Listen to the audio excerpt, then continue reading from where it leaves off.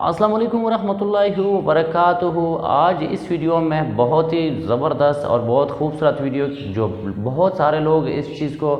آج تک نہ جانتے ہوں گے اور نہ ہی سنا ہوگا، وہ بھی بیت المقدس کے حوالے سے بہت ہی اہم معلومات آپ لوگوں کے ساتھ آج اس ویڈیو میں شیئر کرتا ہوں۔ تو چلے ویڈیو کی طرف چلتے ہیں، پھر ویڈیو کے اینڈ میں بھی آپ لوگوں سے کچھ مزید معلومات شیئر کرنا ہے۔ اردو خبر کے معزز دوستوں، میں ہوں ماجد ملک اور آپ تمام دیکھنے اور سننے والوں کو السلام علیکم۔ ناظرین، آج کی ویڈیو میں ہم بات کریں گے مسلمانوں کے لیے نہایت اہمیت کے حامل ایک ایسے مقام کی جس کا ذکر تاریخ میں جا بجا ملتا ہے، اور یہ مقام صرف مسلمانوں کے لیے نہیں بلکہ یہودیوں اور عیسائیوں کے لیے بھی اتنا ہی عام ہے۔ یروشلم کی تاریخ اور اہمیت کو جاننا کیوں ضروری ہے، اور جہاں دنیا کی تمام طاقتیں ڈیل آف سینچری جیسے بڑے منصوبوں کو حتمی شکل دینے والی ہیں، وہیں پر یروشلم جیسا شہر جو مسلمانوں، عیسائیوں اور یہودیوں کے لیے یکساں اہمیت کا حامل ہے، اس کا کیا کردار ہے، اس بارے میں ہم اپنی اس ویڈیو میں تفصیل سے بات کریں گے۔ ناظرین، ہیکل سلیمانی کا ذکر قرآن پاک میں بطور ایک مسجد کے آیا ہے، اور 17 سال تک حضور اکرم صلی اللہ علیہ وآلہ وسلم بیت المقدس کی طرف رخ کر کے نماز ادا کرتے رہے، تاکہ یہودیوں کو یہ پیغام دیا جا سکے کہ جس خدا نے حضرت موسیٰ علیہ السلام کو بھیجا تھا، اسی خدا نے حضرت محمد صلی اللہ علیہ وآلہ وسلم کو بھی بھیجا ہے، اور جس طرح توریت اللہ تعالیٰ نے نازل کی ہے، اسی طرح قرآن مجید بھی اللہ تعالیٰ نے ہی نازل کیا ہے۔ اس کے باوجود بھی آج یہودیوں اور عیسائیوں کی ایک بڑی تعداد اپنے عقیدے پر جوں کی توں قائم ہے۔ لیکن حیرت انگیز بات یہ ہے کہ یروشلم ایک ایسا مرکز ہے جسے تینوں قومیں یعنی عیسائی، مسلمان اور یہودی دنیا کے خاتمے سے منسلک کرتے ہیں۔ اس سلسلے میں یہودیوں کا کہنا ہے کہ انہیں جس مسیحا کے آنے کا انتظار ہے، کہ جس کے آنے کے بعد دنیا ختم ہو جائے گی اور وہ ان کے لیے بخشش کا باعث بنے گا، وہ مسیحا یروشلم میں ہی اتارا جائے گا۔ لیکن دنیا کے ختم ہونے سے پہلے ان کی مسیحا کی آمد یہودیوں کے لیے ایک سنہرے دور کا آغاز ہوگا، اور اس دور میں اپنے مسیحا کی قیادت میں وہ ساری دنیا پر راج کریں گے۔ یہودیوں کا یہ عقیدہ عیسائیوں سے بالکل مختلف ہے۔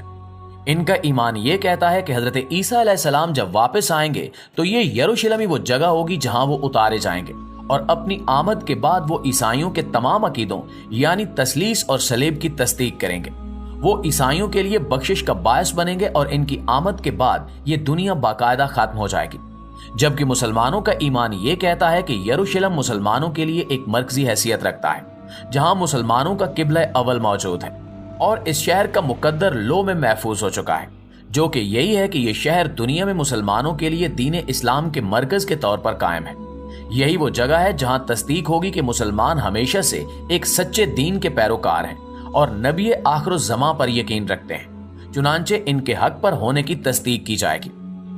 ناظرین، باوجود اس کے کہ یہ تینوں مذاہب یعنی عیسائیت، یہودیت اور اسلام تاریخی حیثیت میں حضرت ابراہیم علیہ السلام سے وابستہ ہیں، آپس میں شدید اختلافات رکھتے ہیں، چنانچہ یہ کہنا غلط نہیں ہوگا کہ تینوں مذاہب تو حق پر نہیں ہو سکتے۔ ان میں سے سچا دین ایک ہی ہے، اور مسلمان ہونے کی حیثیت سے ہمارا عقیدہ یہ کہتا ہے کہ اسلام ہی دین حق ہے۔ یروشلم کی تاریخ اٹھا کر دیکھی جائے تو معلوم ہوتا ہے کہ 4000 سالہ پرانی تاریخ رکھنے والا یہ شہر کم از کم 2 مرتبہ مکمل طور پر تباہ ہونے کے باوجود دنیا کے نقشے پر دوبارہ ابھرا ہے۔ کہا جاتا ہے کہ اس پر کم از کم 52 حملے ہو چکے ہیں، اور تقریباً 64 مرتبہ یہ شہر مختلف قوموں کے قبضے میں رہا۔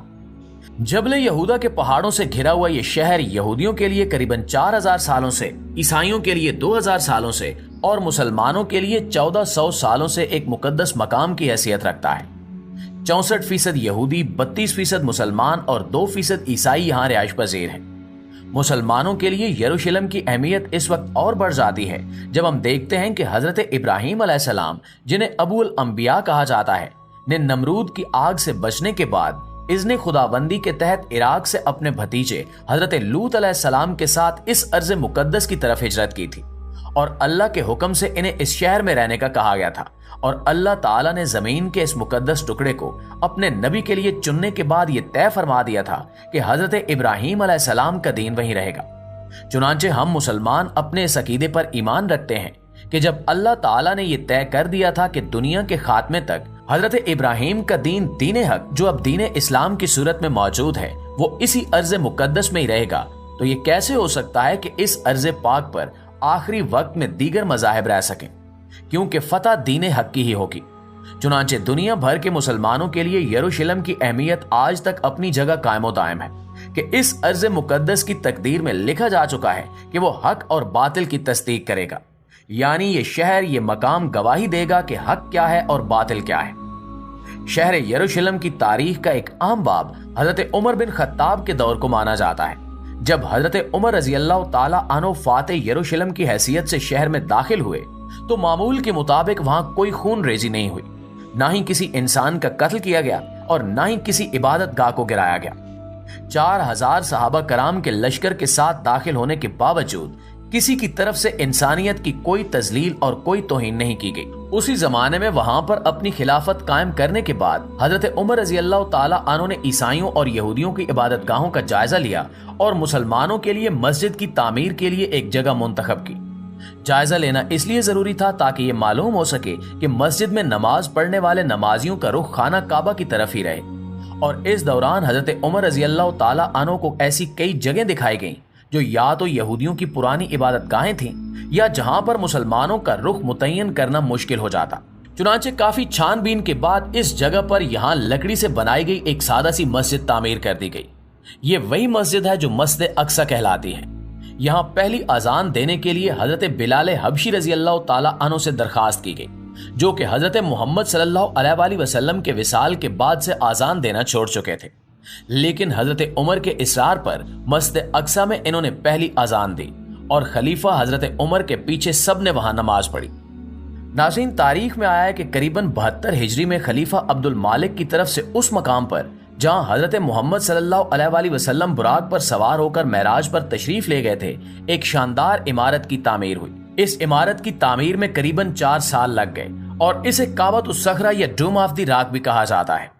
इस मकाम के बारे में रिवायात में यह भी आता है कि हजरत दाऊद अलैहिस्सलाम के दौर में यहूदी अपनी कुर्बानियां यहीं लाकर रखा करते थे और जब आसमान से आने वाली बिजली का शोला इस जगह पर आकर कुर्बानी को जलाता था तो ये उस कुर्बानी के कबूल हो जाने की निशानी समझा जाता था। इसके अलावा एक और अहम पहलू इस जगह के बारे में यह है कि हजरत नूह अलैहिस्सलाम की कश्ती भी यहीं आकर रुकी थी और एक रिवायत में है कि इस दुनिया के खात्मे के वक्त जिस दिन को रोज़े क़यामत कहा जाएगा, हजरत इसराफील अलैहिस्सलाम इसी मकाम पर खड़े होकर शोर फूंकेंगे। चुनांचे मुसलमानों के लिए अपने किबला अव्वल की हिफाजत करना, बैतुल मक़दस पर अपना तसल्लुत कायम करना और मस्जिद अक्सा की हिफाजत इनके दीन का अहम हिस्सा है। कुरान पाक में सूरह बनी इसराइल की चंद आयात के मुताबिक अल्लाह ताला मुसलमानों को मुखातिब करते हुए फरमाता है कि तुम हक परस्ती के साथ कायम रहो और अल्लाह के फर्माबरदार बनकर रहो। फिर जब आखिरत का जमाना आएगा तो हम दुनिया की तमाम कौमों से निकाल कर तुम्हें यहाँ ले आएंगे। चुनांचे अगर हम गौर करें तो नजर आता है कि दुनिया की तमाम कौमों से निकाल कर लाने का क्या मतलब है। अगर हम मौजूदा हालात पर गौर करें तो हमें नजर आता है कि दुनिया भर के ममालिक, अमेरिका, यूरोप, इसराइल, गर्ज के दुनिया के कोने कोने से यहूदी यहाँ जमा हो रहे हैं। यहूदी मस्जिद अक्सा की शहादत और वहाँ हैकल सुलेमानी की तामीर के लिए अब बिल्कुल तैयार हैं और वो निशानी के तौर पर एक लाल बिछड़े का इंतजाम कर रहे हैं, जिसके मिल जाने के बाद वो ना सिर्फ इसे ज़िबा करेंगे बल्कि इसके बाद इसे जलाकर इसकी राख से इस सरजमीन को पाक करेंगे और अपना तसल्लुत कायम करेंगे। मौजूदा हालात इसी तरफ इशारा कर रहे हैं कि यहूदी लाबी अपनी सबसे बड़ी गेम, जिसे डील ऑफ सेंचुरी भी कहा जाता है, की तरफ पूरी तरह मुतवज्जे है। चुनांचे वक्त का तकाजा है कि मुसलमान भी मस्जिद अक्सा की हिफाजत और बैतुल मक़दस की हिफाजत के लिए अपने हिस्से का किरदार अदा करने के लिए तैयार रहें। अल्लाह ताला से दुआ है कि वो तमाम मुसलमानों को अपनी हिफ्ज़ व अमान में रखे और ईमान पर कायम रखे। आमीन सुमा आमीन। जी हाँ, आपने देख ली ये खूबसूरत वीडियो और ये खूबसूरत कहानी, माशाल्लाह बड़ा ज़बरदस्त और बड़ा प्यारा लगा मुझे। उम्मीद है कि आपको भी ये वीडियो बहुत ही प्यारी लगी होगी और बहुत ही अच्छा लगी होगी। तो आप लोगों से गुजारिश है तो वीडियो को ज़रूर लाइक कीजिए। अगर आप हमारे चैनल्स पर न्यू है तो हमारे चैनल को भी सब्सक्राइब करें, क्योंकि इस चैनल्स पर मैं इस तरह वीडियो, इस्लामी वीडियो से रिलेटेड अपलोड यानी कि रिएक्शन करता हूँ कि मुख्तलिफ ऐसी कहीं वीडियोज़ होती है कि आप उसे काफ़ी टाइम में नहीं ढूंढ सकते हैं और मैं यहाँ पर आपके लिए बड़े आसानी से यहाँ पर आपके साथ शेयर कर सकता हूँ। तो बेशक आपकी एक लाइक की ज़रूरत है और हमें सपोर्ट करें और हमें आगे बढ़ाएं कि ताकि मैं ہمیشہ کے لیے اسی طرح خوبصورت کام کر سکوں اور آپ لوگوں کے اچھے سے اچھے معلومات دے سکوں۔ تو امید ہے کہ آپ خوش رہیں گے اور ہمیشہ اللہ خوش اور سلامت رکھے، اور اب ہمیں دیجیے اجازت، انشاءاللہ زندگی رہا تو پھر اگلی ویڈیو میں ملتے رہیں گے۔ اللہ نگہبان۔